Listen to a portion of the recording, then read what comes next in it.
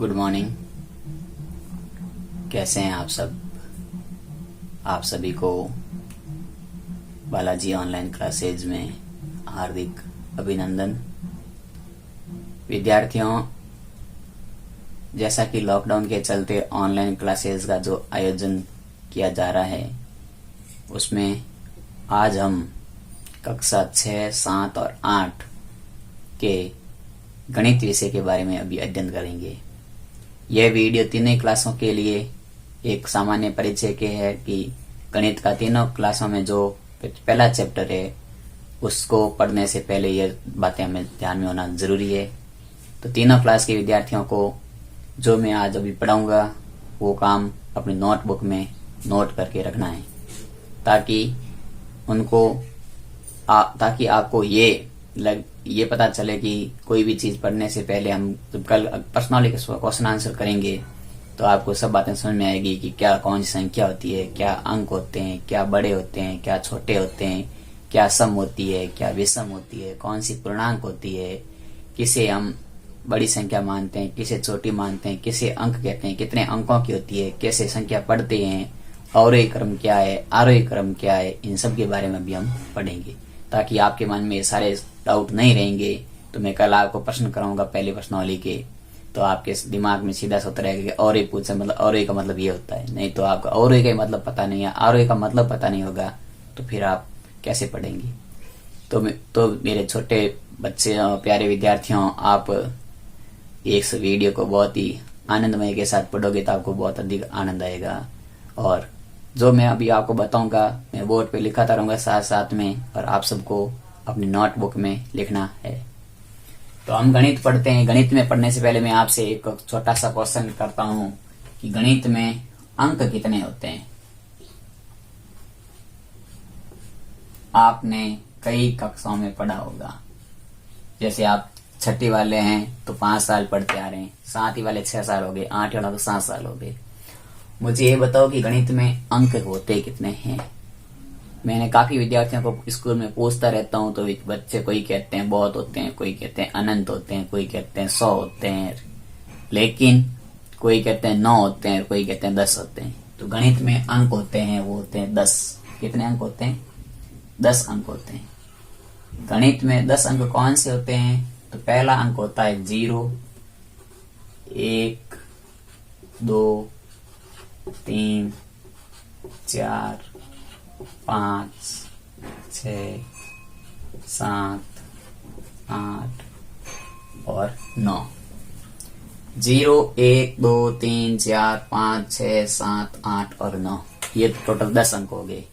हम गणित में चाहे गिनती लिखें, चाहे पहाड़ा लिखें, चाहे गुणा करें, चाहे भाग करें, चाहे किसी प्रकार की संख्या बनानी हो, चाहे घटानी हो, चाहे जोड़नी हो, कुछ भी करनी हो, तो हम इन 10 अंकों का प्रयोग करते हैं। और इन 10 अंकों से हमारी गणित हम शुरू करते हैं छोटी कक्षाओं से। धीरे धीरे जैसे आगे जाएंगे, बड़ी कक्षा में जाएंगे तो गणित के और भी नए रूप मिलेंगे। बीज गणित, अंक गणित, रेखा गणित, वैदिक गणित, फलाना गणित और बहुत सारी कुछ होती है।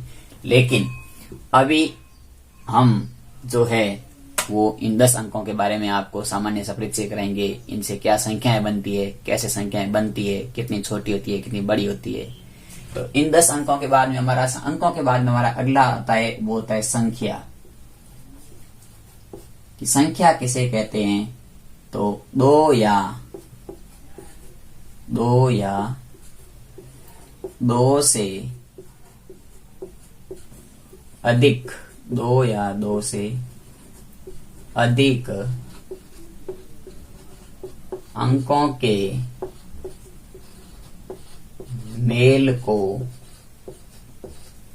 संख्या कहते हैं।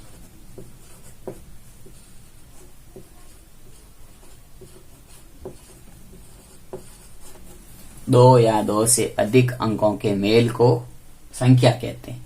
जैसे मैंने 3 अंकों की कोई संख्या लिख दी, इसमें 3 अंकों का मेल हो गया, संख्या बन गई 321। जैसे 2 अंकों की संख्या बना दी मैंने 12। जैसे मैंने 4 अंकों की संख्या जोड़ के बना ली 4879। तो अंकों का मेल होकर के जो ये एग्जाम्पल बनते हैं, बहुत सारी संख्याएं बनाता है। संख्याएं बहुत सारी हो सकती है, कितने भी प्रकार की हम संख्याएं लिख सकते हैं। आज इकाई में लिख सकते हैं, दहाई में लिख सकते हैं, सैकड़ा में, हजार में, 10,000 में, लाख में, 10 लाख में। तो अंकों के मेल को हम संख्या कहते हैं।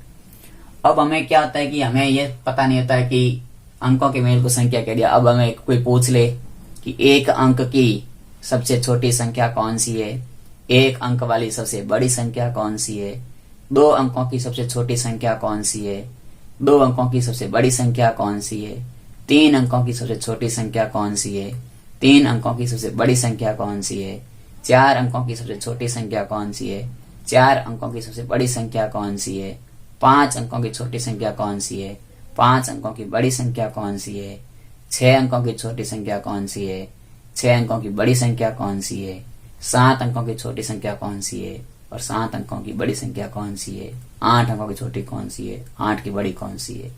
इसी प्रकार से मैं आपको कुछ खास संख्याएं जो हम 5 अंकों तक पढ़ देते हैं कि 5 अंकों तक छोटी बड़ी कौन सी होती है, हमें ध्यान होना चाहिए। आगे आपकी समझ में आ जाएगी कैसे लिखना है।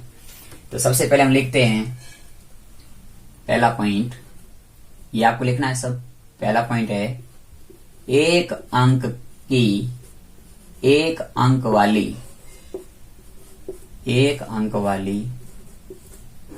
सबसे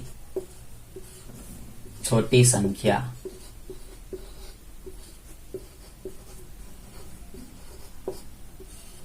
तो एक अंक वाली सबसे छोटी संख्या होती है, वो होती है 0। 0 अंक है और अंक 0 है तो 0 सबसे छोटा है, तो एक अंक की सबसे छोटी संख्या होगी 0।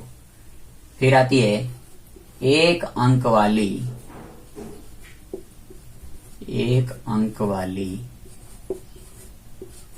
सबसे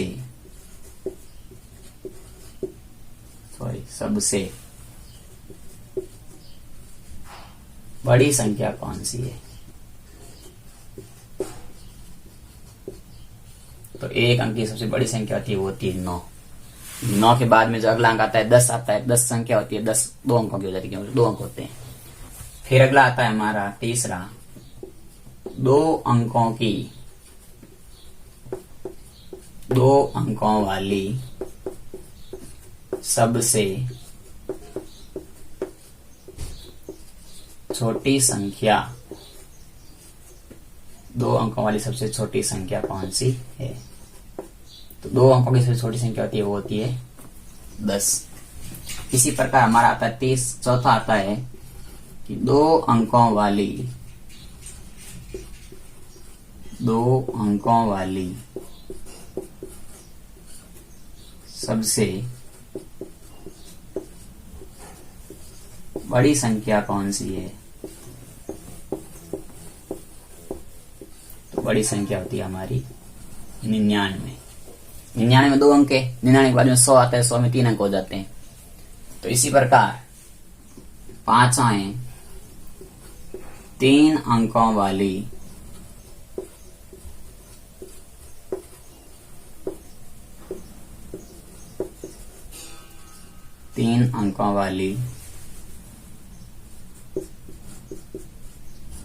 सबसे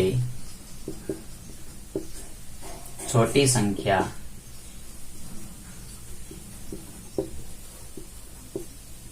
बराबर है, वो है 100। 100 में 3 अंक है, 1 2 और 3। तो 3 अंकों की सबसे छोटी संख्या कौन सी, 100। अब आता है 3 अंकों की सबसे बड़ी संख्या कौन सी। 3 अंकों की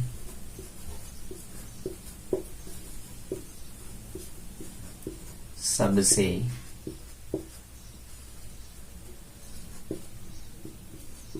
बड़ी संख्या। 3 अंकों की सबसे बड़ी संख्या होती है हमारी 999। यानी कि इसमें जब हम 1 जोड़ेंगे तो 1000 होंगे और 1000 में 4 अंक होते हैं। तो 3 अंकों की सबसे बड़ी संख्या कौन सी आ गई कि 999। अब आपको प्रश्न इसमें ऐसा भी पूछ सकता है, चलो 2 और मैं लिख देता हूं, उसके बाद समझाता हूं आपके आगे के। 7वां है 4 अंकों की सबसे छोटी संख्या।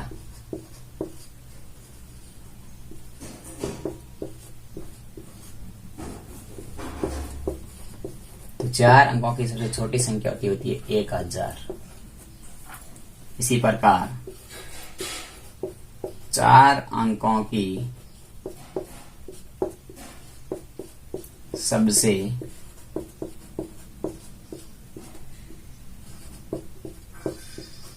बड़ी संख्या, तो वो होगी आपकी 9,999। अगला आता है 5 अंकों की 5 अंकों की सबसे 5 अंकों की सबसे छोटी संख्या, तो वो आती है हमारी 10,000। 10,000 में 5 अंक है, 1 2 3 4 और 5। इसके बाद में आता है हमारा अगला, वो आता है कि 5 अंकों की सबसे बड़ी संख्या कौन सी है। 5 अंकों की सबसे बड़ी संख्या, तो वो आएगी हमारी 99,999। देखिए कि हमें 5 अंकों की बड़ी संख्या पूछेगा तो सारी संख्या में 99,999 बड़ी है, क्योंकि इसमें जैसे हम 1 जोड़ेंगे तो 6 अंकों की बन जाएगी 1,00,000। तो हम देखते हैं कि आपको प्रश्न पूछा जा सकता है कि 1 अंक की बड़ी संख्या में 1 जोड़ते हैं तो 2 अंकों की छोटी संख्या प्राप्त होती है। फिर 2 अंकों की बड़ी संख्या में 1 जोड़ते हैं तो 3 अंकों की संख्या प्राप्त होती है। 3 अंकों की बड़ी संख्या में 1 जोड़ते हैं तो 4 अंकों की संख्या प्राप्त होती है। 4 अंकों की बड़ी संख्या में 1 जोड़ते हैं तो 5 अंकों की प्राप्त होती है। और 5 अंकों की बड़ी संख्या में 1 जोड़ेंगे तो 6 अंकों की प्राप्त होगी। इसी प्रकार यदि 5 अंकों की छोटी संख्या में से 1 घटा देते हैं तो 4 अंकों की संख्या मिलती है। और 4 अंकों की छोटी संख्या में से 1 घटा देते हैं तो 3 अंकों की बड़ी मिलती है। और 3 अंकों की छोटी संख्या में से 1 घटा देते हैं तो 2 अंकों की बड़ी संख्या मिलती है। और 2 अंकों की बड़ी संख्या 3 अंकों की छोटी संख्या में से 1 घटा देते हैं, नहीं, 3 अंकों की छोटी संख्या में से 1 घटा देते हैं तो 2 अंकों की बड़ी मिलती है। 2 अंकों की बड़ी में से 1 घटाते हैं तो 1 अंक की बड़ी संख्या मिलती है। यानी कि आपको ये सारी बातें याद होनी चाहिए। 1 अंक की छोटी संख्या कौन सी है, 1 अंक की बड़ी संख्या कौन सी है, 2 अंकों की छोटी कौन सी, 2 अंकों की बड़ी कौन सी, 3 की छोटी कौन सी, 3 की बड़ी कौन सी। क्योंकि मैं आप अगले हम जो प्रश्न करेंगे उसमें यही आएगा कि 2 अंकों की सबसे बड़ी संख्या में से 1 घटाते हैं तो क्या आता है। अब आपको ये भी नहीं पता कि 2 अंकों की बड़ी संख्या होती है कौन सी है, तो आप 1 किस में से घटाओगे। तो आपको पता होगा कि 2 अंकों की बड़ी संख्या 99 होती है, 99 में से 1 घटाओगे 98 आएंगे। तो इस प्रकार के प्रश्न हम आगे पढ़ेंगे। तो ये लिख दो, उसके बाद में हम आगे कुछ और आपको लिखाते हैं। पहले इतना लिख लो, आपने लिख लिया है। चलिए आगे चलते हैं हम।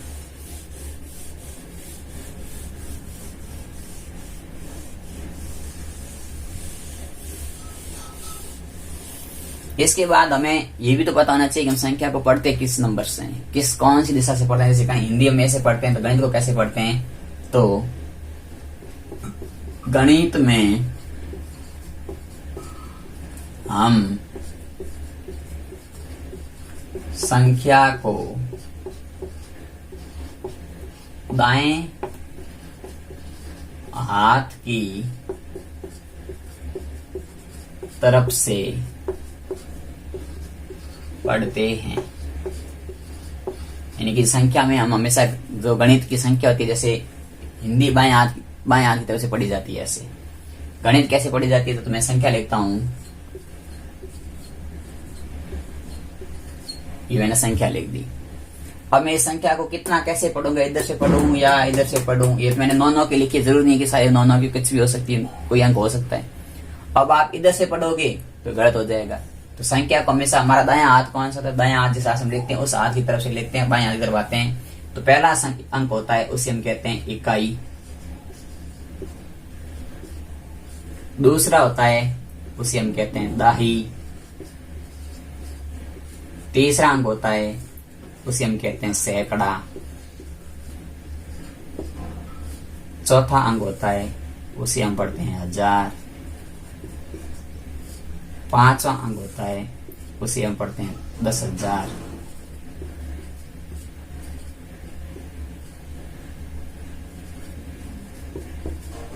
और छठा अंक होता है उसे हम पढ़ते हैं लाख। अगर भी आगे तो 10 लाख, इस प्रकार से चलता है। तो हमारे पास में इकाई, दाही, सैकड़ा, हजार, 10,000, लाख, यानी कि हम ऐसे पढ़ते हैं इकाई, दाही, सैकड़ा, हजार, 10,000, लाख। तो कितने लाख? 9,99,999। तो इस प्रकार से हम संख्याओं को पढ़ने का हमें तरीका भी पता होना चाहिए। अब हमारे पास में आता है कि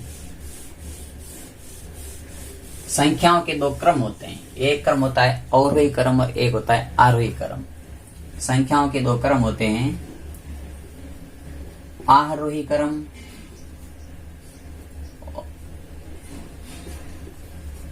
और अवरोही क्रम।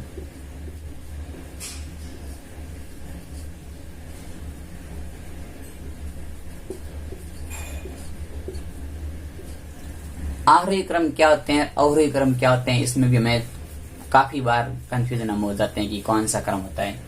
तो आरोही क्रम होता है जिसमें छोटे से बड़े की ओर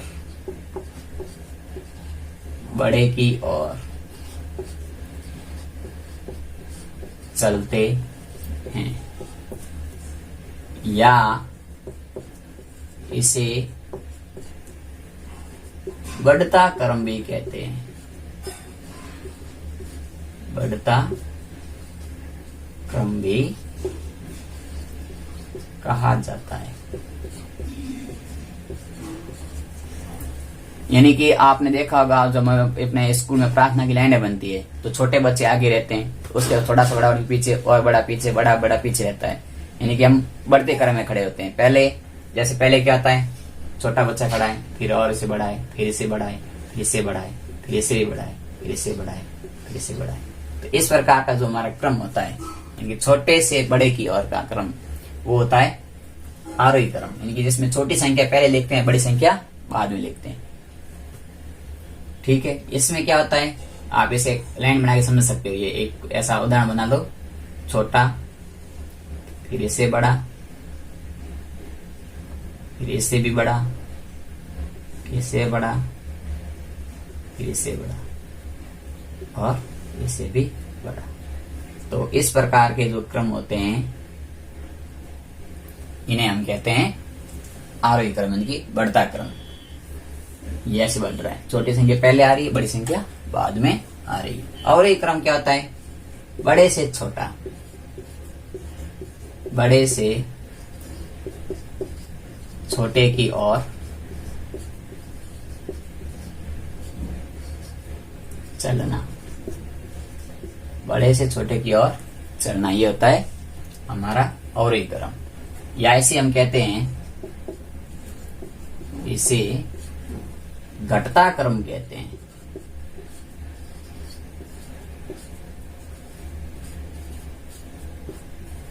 घटता क्रम कहा जाता है। कैसे? जैसे इसमें बड़ा पहले आता है, सबसे बड़ा पहले आएगा, इससे थोड़ा छोटा बाद में, इसके बाद में छोटा, इसके बाद में छोटा, इसके बाद में छोटा, इसके बाद में इससे छोटा, इसके बाद छोटा, इसके बाद छोटा, इसके बाद छोटा, इसके बाद छोटा, इसके बाद छोटा। तो ये होता है जो क्रम होता है ऐसा, इस क्रम को हम कहते हैं, यानी कि ये क्रम घटता क्रम हो गया। बड़ा पहले, छोटा बाद में, तो इस क्रम को हम कहते हैं घटता क्रम। घटते क्रम का नाम है अवरोही क्रम, बढ़ते क्रम का नाम है आरोही क्रम। तो आपको ये दोनों बातें लिख लो। हमें प्रश्न आएगा, 5-7 अंक लिख दे, संख्या लेके दे देंगे और कहेंगे दी गई संख्याओं को अवरोही क्रम में जमाओ, दी गई संख्याओं को आरोही क्रम में जमाओ। तो ये हम कल प्रश्न करेंगे ना, तो उसमें आपके परिभाषा आपको पता होगी कि अवरोही क्रम और आरोही क्रम होता क्या है। जब आपको पता होगा कि आरोही क्रम पूछा है मतलब छोटा पहले बड़ा बाद में लिखना है, अवरोही पूछा है तो बड़ा पहले छोटा बाद में लिखना है, ये हो जाता हमारा समझना। चलो ये लिख लिया होगा आपने। इसके आगे हम और पढ़ते हैं। इसके बाद में हमारे पास में दो चीज और पूछ जाती है, संख्या का स्थानीय मान और जातीय मान। एक होता है संख्या का स्थानीय मान,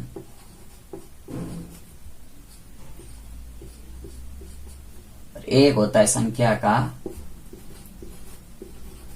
जातीय मान। इन दोनों में भी मैं आपको अंतर बताता हूं, क्या अंतर होते हैं। स्थानीय मान का मतलब होता है कि वो संख्या किस स्थान पर है। इकाई के स्थान पर है तो वो संख्या वही होगी जो है। दहाई के स्थान पर है तो इसका स्थानीय मान 10 होता है। सैकड़ा पर है तो स्थानीय मान 100 होता है। 1000 पर है तो स्थानीय मान 1000 होता है। यानी कि जैसे एक मैं संख्या लेके बताता हूं। जैसे मैंने संख्या लिख दी 5, 8, 7, 3, 5। अब मैं 3, 2। अब मैं पूछूं कि 2 का स्थानीय मान कितना, तो 2 का स्थानीय मान 2 इकाई स्थान पर ही है। 2 का स्थानीय मान याद करने के लिए हम क्या करेंगे, 2 इंटू 1 से गुणा करेंगे तो 2। फिर मैं पूछूं 3 का स्थानीय मान कितना, तो 3 का स्थानीय मान करेंगे, 3 दाई पर है, दाई का स्थानीय मान 10 होता है, 3 का स्थानीय हो गया 30। फिर मैं पूछूंगा 7 का स्थानीय मान कितना, तो 7 इकाई दाई सैकड़ा पर है, सैकड़ा का होता है 100, तो 7 इंटू 100 कर देंगे तो 700। फिर मैं पूछूं 8 का स्थानीय मान कितना, तो 8 कितने नंबर पर आता है, 1 2 3 4, तो 8 इंटू 1 2 3 4, 1 2 3 4 नहीं, ये हो गया 1000, तो 8000।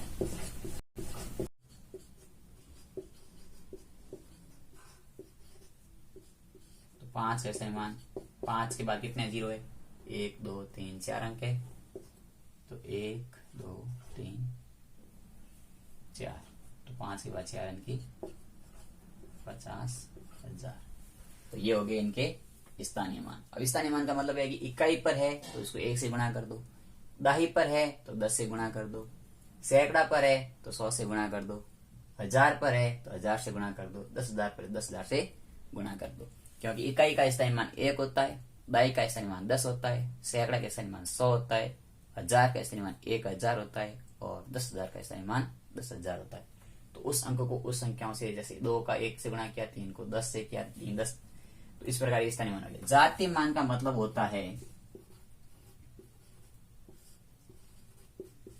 जातीय मान का अर्थ होता है, मैं बता देता हूं, संख्या का खुद का मान ही जातीय मान कहलाता है। संख्या का खुद का मान ही जातीय मान होता है, अर्थात वही संख्या होती है। जैसे मैं यहां पूछता कि 2 का जातीय मान कितना, 2, 3 का जातीय मान कितना, 3, 7 का जातीय मान कितना, 7, 8 का जातीय मान कितना, 8, 5 का जातीय मान कितना, 5। क्योंकि खुद का मान ही उसका जातीय मान होता है और स्थान का मान होता है स्थानीय मान। तो आपको दोनों ये भी बात समझ में आ गई होगी, आप ये भी लिख लो।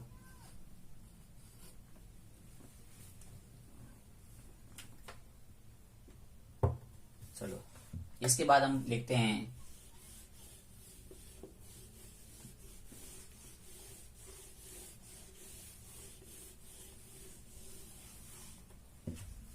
इसके बाद हम आगे पढ़ते हैं कि संख्याओं के कुछ नाम होते हैं, जैसे सम संख्या, विषम संख्या, प्राकृत संख्या, पूर्ण संख्या, पूर्णांक संख्या, परिमेय संख्या, बहुत सारे नाम होते हैं। लेकिन हमारे को अभी कुछ संख्याओं के बारे में पढ़ना है, तो वो संख्या मैं पहले आपको पढ़ाता हूं, सम संख्या। सम संख्या की क्या परिभाषा होती है, क्या पहचान होती है। तो ऐसी संख्या जिसमें 2 का भाग पूरा पूरा जाता है। छोटी कक्षा में ये परिभाषा पढ़ती है, ये चलती है कि हम जिसमें 2 का भाग देते हैं शेष पर 0 आता है वो सम संख्या है। लेकिन मैं यहां बता देता हूं कि जिस संख्या का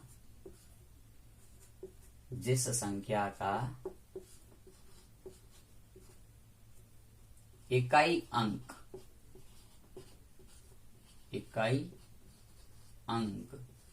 0, 0, 2, 4, 6 या 8 इनमें से कोई भी एक अंक है, में से कोई भी एक अंक हो तो उसे, जिस संख्या का इकाई अंक 0, 2, 4, 6, 8 में से कोई अंक हो तो उसे हम क्या कहते हैं? सम संख्या कहते हैं।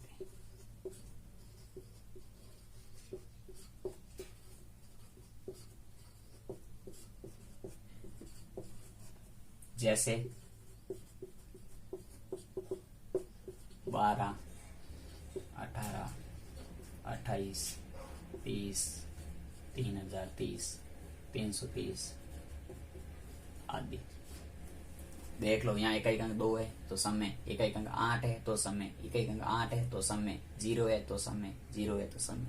यदि लिख देता मैं 3303 तो इकाई अंक 3 है और यहाँ 3 है नहीं तो 3 वो सम संख्या नहीं होती। फिर वो कौन सी हो जाएगी? जो सम नहीं होती है विषम संख्या कहते हैं। तो अगला हो गया हमारा विषम संख्या। विषम संख्या में होता है कि जिस संख्या का इकाई अंक